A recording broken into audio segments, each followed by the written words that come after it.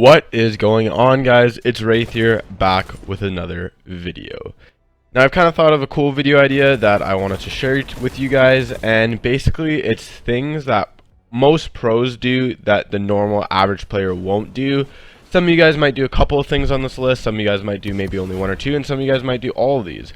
But this just kind of helps you to have that pro mentality and try and boost your game up a little bit more, because these are all things I've been proving to help you actually become a pro player in Fortnite, and honestly any other game at that matter for esports. So hopefully you guys enjoy this video, and let's get right into it. But before we do, make sure you smash that like button, make sure you hit that subscribe button, and make sure you use creator code Wraith-YT. It helps me a ton.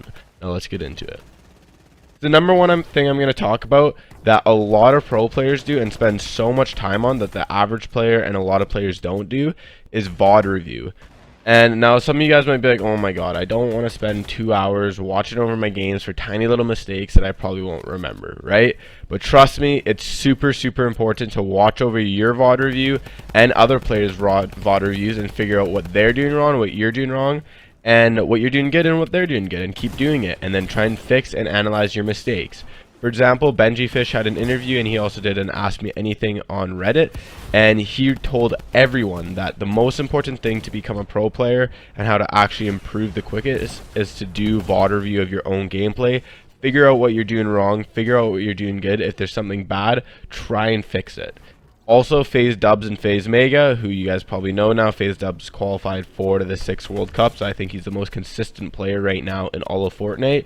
They also said that they learned a lot from rewatching Benji Fish's VOD review and figuring out what he did, and they just basically copied him and did the exact same thing. When he'd take height, when he dropped low, they tried to analyze it and then copy what he did, and obviously it's working out pretty well for him. There was also an interview I watched from a CSGO player who was very good. He was one of the top players in the world. I forget his name and what the video was, but he basically said that 45% of his time through CSGO it would be like probably all VOD review. Like 55% of it he said would be gameplay, grinding, putting in time in aim trainers, etc. But 45% of his overall time in the game was just strictly VOD review. And now obviously that's for CSGO, but you can think about that for any single game. If the pro players are doing VOD review, then why shouldn't you? Now coming into number 2 is keeping up with the new plays and what's working for everyone. So for example, there was kind of a new thing that came along in Fortnite, and it was the slip streams for Season 9. And basically the first thing people started noticing was that if you landed on that when you're first landing, you could get a little bit of a quicker drop than other people. And now some people might be like, okay, well, it doesn't really matter. Like, I'll do it if it happens. If not, I don't really care. Yet pro players are jumping on that opportunity. They're doing everything they can to give themselves a little bit of an edge to win more fights, whether it's getting to the ground quicker so they can get a gun or whatever it is, right? Another one that they're learning is a bunch of new high ground retakes or edit plays or even landing spots with the new season. They're always looking on Reddit, always talking with the pro community, always talking with their buddies, trying to figure out anything that can kind of get them the edge over other players. And that's so important, because obviously one little thing won't make that much of a difference, but if you add a couple little things all together, they can just help improve your game so much and give you a way better chance of winning fights. So pro players jump on the opportunity at any new kind of things that are happening anywhere that can like give them a little bit of an advantage. Coming in at number 3, we have utilizing their time playing. So obviously they're playing 8 to 9 hours a day, but they also will try their best to use those 6 to 7 hours of just strictly trying to improve.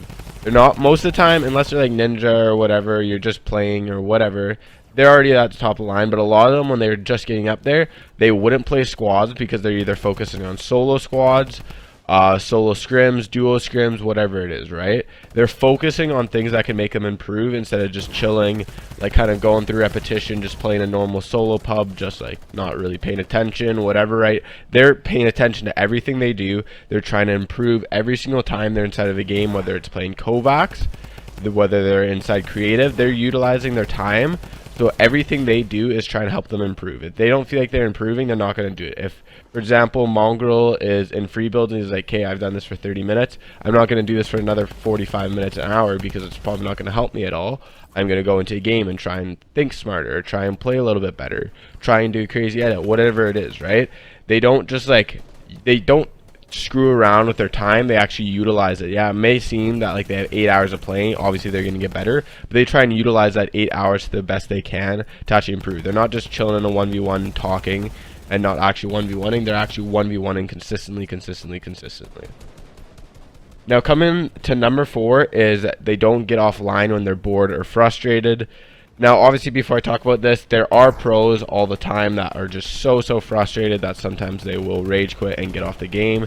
That's understandable. We've all done it. We all are going to do it. There's always going to be those days where it's not having a great day or we're not feeling it and just everything's not working for you for Fort or whatever game you're playing and it gets irritating, so you rage quit. Not a big deal. I'm talking about the times where you're like, oh my god, I play this game for 4 hours and getting pretty bored. Like, I just want to go watch Netflix. I want to go watch YouTube, whatever it is. The pros don't do that. Even if they're bored and they've been playing for 6 hours, they realize that the more time they put in and the more practice they put in, the better they're going to be. Especially if they're already at the top, they know that they got to keep pushing or else they're going to get passed over by a couple of players, right? People are going to start passing over them if they stop putting in the grind and the effort, right? So when you get bored, just try and switch a couple things up. For example, if you're bored of playing arenas, you're bored of grinding Kovacs, switch it up. If you're grinding Kovacs, go into arena or go into creative. If you're just free building or free editing and you're getting bored of that, again, go into Kovacs, going to arena. Whatever it is, kind of switch it up. If you're sick of playing solos, try and find a duo. It doesn't have to be the best duo in the world. If your like normal duo is not on, just play with someone, make it a little bit more fun, a little bit more intense for you, make it like kind of relaxing for you, whatever. It's okay. Try and change things up. And again, a thing you can do is if you're really bored and just don't want to play Fortnite, don't want to do Kovacs, whatever it is, then watch a little bit of VODs. Either watch like top players like Mongrel, Tfue, Benji, whoever it is, watch them play, or just watch your own VODs. Try and save clips. Like I said, this kind of goes back to number 1, but save your own clips. Start watching your VODs. If you really are getting bored and you don't know what else to do because you're just like, trust me, I feel this all the time where you'll be grinding Kovacs, you'll be grinding editing courses, you'll be grinding whatever it is, and after a while, like, oh my god, I don't want to do this anymore, it's just getting irritating, whatever. Then do something else that's going to still help you improve. Instead of going and watching Netflix or YouTube or something, or scrolling through Instagram or just chilling on your bed, that's not going to do anything for you. If you actually put in the time and watch VOD reviews, or instead of saying, okay, I'm going to get off when I'm bored, just 35 more minutes, 45 more minutes, let's keep grinding, grind that extra 45 minutes, and it will help in the long run. Now, the last thing I'm going to talk about, and this is probably one of the biggest tips I think of becoming a pro player or just upping your game a little bit more, is keep and stick to a routine. Now, there's a couple things that pro players do to stick to a routine for plenty of things. The first thing is that they repeat everything over and over. If it's a certain build, if they're trying a certain edit, they repeat it until they get it. It's just a routine to keep practicing something until you've actually got it down to the like knot or whatever you want to call it. And another big one they keep to the routine is a warm-up. Now, some players like Chap, for example, he only does 15 minutes of creative, 15 minutes of Kovacs, and then he hops in the game. Some people you like to do 45 minutes of Kovacs, 30 minutes of 1v1s, 10 minutes of free building, and then they hop in a game.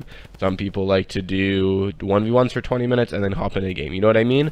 So kind of find out what one works for you and what warm-up works for you the best, and stick to it. Start doing it every single time before you hop on, unless obviously there's a tournament and you don't have enough time, but try your best every single time before you hop on. Do that exact same warm-up every single time, and once you finish that warm-up, you're going to feel like you're in the zone, you're going to feel like you're ready to go, and you feel like you're going to be a god.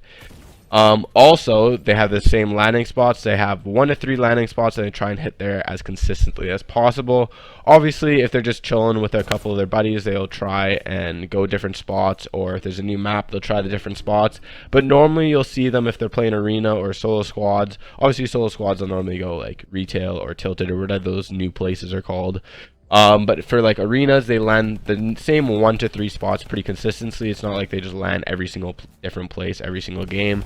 And also they have 1 to 3 normal duos. Most of the pro players have 1 duo that they just stick with consistently, but some pro players have like 1 to 3 players that they kind of stick with, play with at different times, whatever, right? Try different things, have a little bit more fun. But yeah, so hopefully you guys enjoyed this video. If you did, make sure you smash that like button, make sure you hit that subscribe button. Been loving the support recently, almost at 4,000 subscribers. It's been crazy. But yeah, thank you guys so much. Make sure you hit the like button, and I'll see you guys all in the next one. Have a good one, you guys. Bye.